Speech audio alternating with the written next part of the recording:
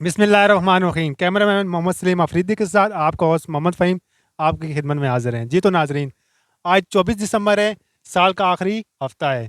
तो आप ये वीडियो बनाना ज़रूरी था, इसलिए कि आप देख रहे हैं मेरी बैक साइड पे, मेरा कैमरामैन भी दिखा सकता है कितनी ज़्यादा फॉग है।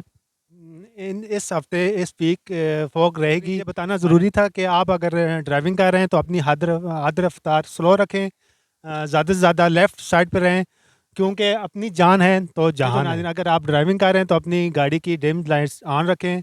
यह एहतियात करना बहुत ज़रूरी है, क्योंकि जीटी रोड्स और बहुत ज़्यादा ख़ास तौर पे मोटरवे ब्लॉक्स हैं इस मौसम में। चलूँ कि आप डिसाइड कर रहे होंगे अभी टाइम क्या है। अभी टाइम सुबह के 10:30 बजे हैं, तो हद निगाह आप देख सकते हैं तकरीबन तकरीबन 10 मीटर तक है, इससे ज़्यादा नहीं है।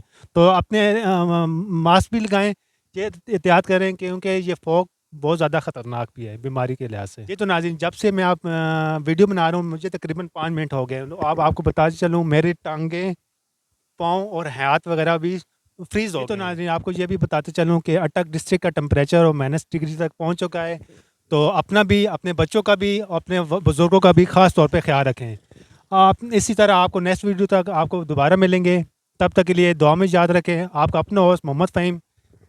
अल्लाह हाफ़िज़।